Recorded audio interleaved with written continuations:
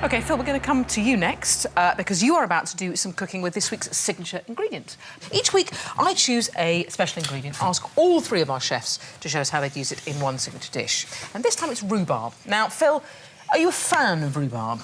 I'm an absolute fan of rhubarb. Good, me too. It's a completely unique ingredient. It has a clarity of flavour almost unrivalled, I would say. It's one of England's greatest ingredients. You can use it both for savoury and sweet dishes. It's incredibly versatile. Savoury is fantastic. With oily fish, like mackerel, salmon, this style of fish is fantastic because the acidity you get through that. I mean, even with meat, you go very well with spices. I mean, with cardamom, it's fantastic. It's amazing with spices like cumin. I love to pair it with, actually, game.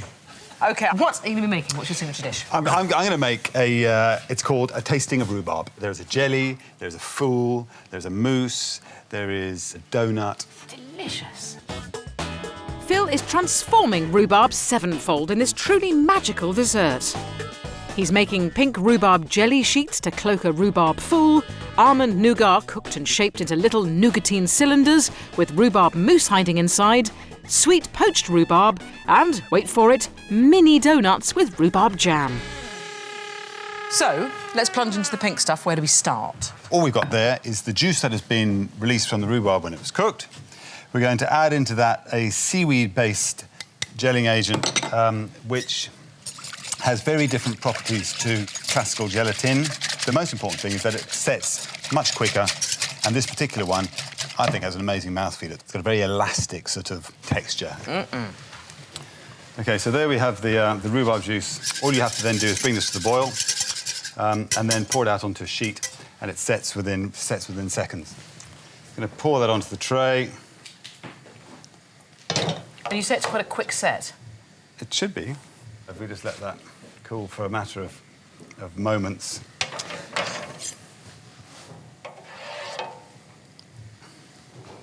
There is the... Oh, clever, clever, clever! For me...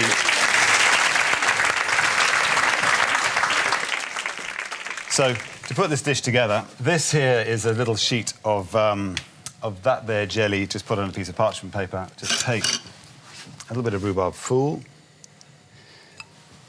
We then just fold the sheet over and over again. This is an abstract-looking plate of food. This is not about trying to get anything that's too precise. Yes, but even when you're being messy, you've perfectly quenelled it, I notice. It's impossible for you to be anything other than a perfectionist. We have tiny little nougatine cylinders here, which we're going to pipe full of some mousse, which is a very fragrant rhubarb mousse. We're going to take some of this jelly. This is just the juice set with a bit of gelatin. Again, that's a lovely soft texture. This is a little bit of... There's always a crumble. There's always a little bit of crumble.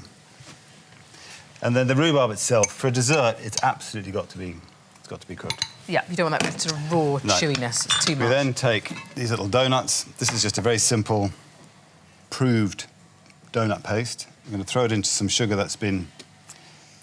So this is your rhubarb jam, and have you perfumed this with a bit of orange? My standard flavours with rhubarb are rhubarb, orange, and a little bit of sauterne. Those are the three things that I pretty much always... I can't help myself. Atul, how do you use rhubarb in a dessert? What would you do with it? We have a very Eastern dessert called bhapadoi, which is made with milk and yogurt. So I made a rhubarb chutney. Either I can mix it and make an ice cream, rhubarb ice cream out of it, or I can steam the yogurt and rhubarb chutney and the milk together. What would you do, Claude, for pudding? Rice pudding. Rice? Oh, rice pudding. What a thief, huh? Frenchman steals the... I know. Well, what do you mean we stole it? It's like your Cambridge cream. You know it's a creme brulee. Yeah. Oh, we've got sorbet. Oh, look at the colour of that. There. There's the tasting of rhubarb. And amazing. I think that's magic. Oh, it looks like magic. Well done. Well done.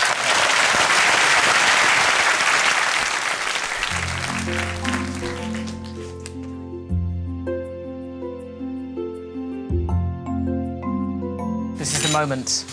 Chef's always armed with a spoon. Always got one with me. OK. You go first, guys, and let me know what you think about that rhubarb.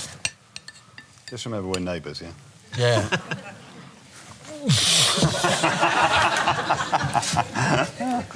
This is fantastic. Lots of colour, just make you happy. I'm going for the donut. What do you reckon, Atul? What do you reckon? I think it's fantastic. It's each and every element what Phil has put on the plate speaks for itself, to be honest. It's beautiful. That's made me very happy, Phil. Thank you pleased to hear very, it. very much. In that case, mission successful. Good. Just keep holding the stars. Holding the stars. Holding the stars.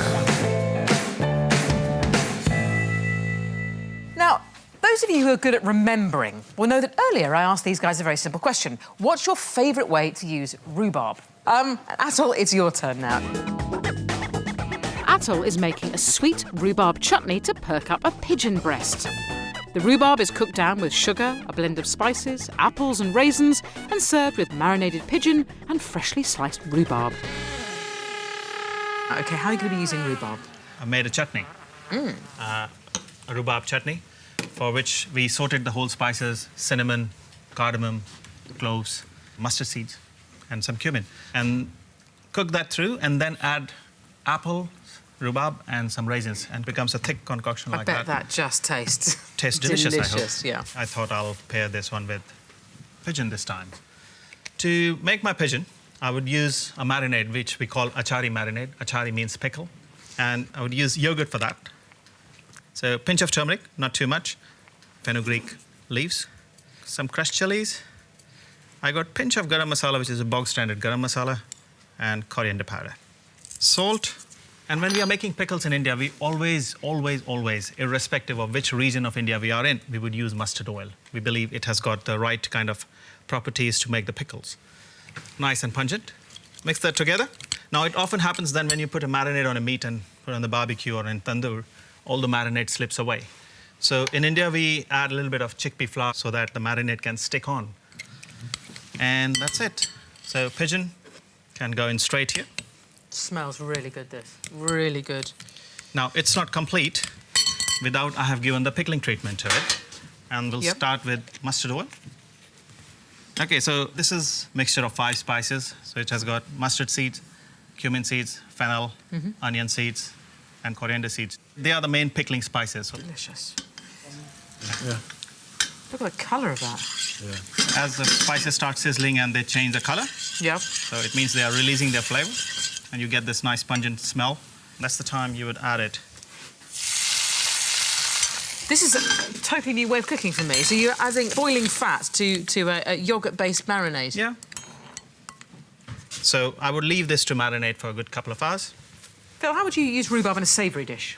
I would have gone the mackerel with a rhubarb dressing of some sort, you know, which is playing the part of lemon, really. Yeah. Effectively, mackerel's oily, it's smoky, it's magic, and you squeeze a lemon, it's all it needs. So the rhubarb was playing very much the same role. So this is beautifully done, nicely.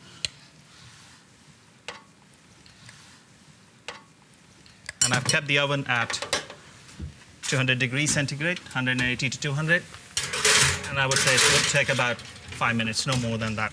So we got a beetroot dressing, just mixture of spices. I've used coriander, cumin, a little bit of mango powder, and beetroot cooked together. Now for the salad, I've used some watercress, and I can use some rhubarb in there. Lovely. So let's take it out. Oh, the smell of it is amazing. You said earlier you'd pair it with, possibly with game. I mean, as Atul's done, you would think about using rhubarb with... Yeah, I mean, you can use it with game. Veal is a bit too delicate. Chicken, maybe. So just a simple salad. A simple salad, whatever you fancy, really. And then you've got raw rhubarb in the salad, and then you've got that delicious chutney on the side. And that Smell would go on the this. side. That's it. Round of applause, please, for Atul.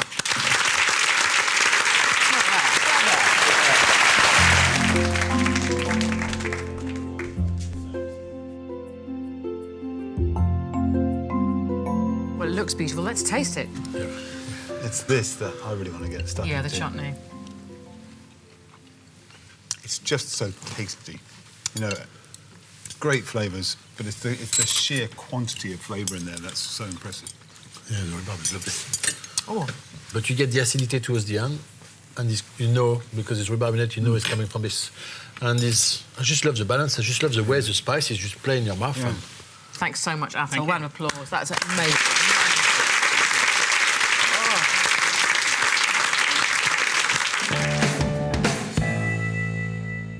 Well, there's only room for one more dish before we all make tracks for Kebabilon on the way home. It's Claude and Bosi's turn now to show us the dish that he wants to make with this week's star turn, rhubarb. So, Claude, what are you doing to this magnificent vegetable? We are doing gnocchi, a spinach gnocchi with rhubarb and hibiscus consommé. Oh, lovely. Claude is rustling up a raw rhubarb dish. Fresh rhubarb is diced and dressed in olive oil to go with delicate spinach gnocchi and a clever pink consomme. It's literally whizzed rhubarb with hibiscus flower that's been passed through a fine muslin. Hibiscus is very perfumed, isn't it? Very much so, and it's lovely, these red berries, you know. So that is it on gnocchi. So what's gone into this mixture? You got ricotta, spinach. Because when you think of gnocchi, you think of potato. Yeah, that is nothing here. So it's just cheese and spinach? Cheese and spinach, that's completely wheat-free. And how long would you expect to poach that for? Until it's firm. See, that will take 2-3 minutes. You always know that professional chefs are with you because they'll just plunge their hand into any... oh, is that done? Yeah, that's fine. Yeah. We got the rhubarb. We dice it. Seasoning with a bit of olive oil. Oh, so that's going to be a sort of garnish, is it? The Yeah, that's raw just rhubarb. going to give you some texture. Right. So the consomme, which looks a little bit like a sort of thinner borscht, That's it. was made how? We juice rhubarb, plus juicer. Perfect. This is ready. Yeah, it's ready. This is here firm. So there's no seasoning gone into that? I'm or- just going to put a little bit towards the end. Ah, OK. That's So it. is that normal with the consomme? You season at the end? Yes. Just to make sure it don't heat up too much, it don't reduce or anything like this. Yeah. You get the right amount of flavor, the right amount of So seasoning. this is very delicate, but very sort of, in many ways, quite simple sort of very dish. much so. I mean, it's Italian food. Italian food is as simple as best, you know. Is this singing to you, Phil? It is, actually. It's cute, you know, isn't you locked me up in a cupboard for many years. I wouldn't have come up with that combination. Atul might, don't say that. But, He's got form. We can put a bit of, if you have some spinach or anything like this, you can put some. So just to look nice. Drizzle of olive oil. Oh, it looks so pretty. Finish with some fleur de sel. So fleur de sel is like a finishing salt, isn't Yes, it? always, It's- yeah. OK, there's too posh to cook with. Yeah. So, I mean, Atul, this is almost like the opposite end of chefy brilliance to yourself, in that a lot of this is raw, very little spicing. Is it calling you? No, I like it. I love it because there are two sides of every story. And that's it. You can just eat it like this. It's very pretty, beautiful. Very, very, very, Very clean, pretty. very pure. Claude, well done. Round of applause. You're welcome.